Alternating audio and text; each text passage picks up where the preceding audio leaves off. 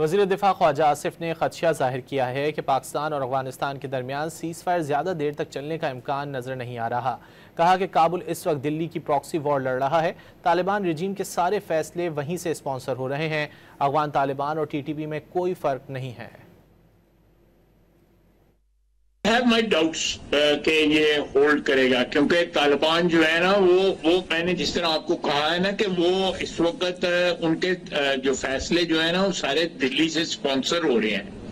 اور متقی صاحب ایک ہفتہ وہاں پہ بیٹھے رہے ہیں، آپ واپس آ گئے ہیں، کیا پلان لے کے آئے ہیں۔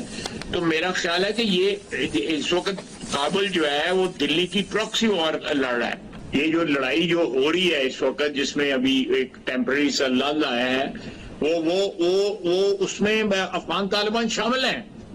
ہم نے تو اب ریٹیلیشن میں جو ہے جو طالبان جو ہیں یہ فتنہ خوارج جو ہیں ان پہ اٹیک کیا ہے، اور اس اٹیک کے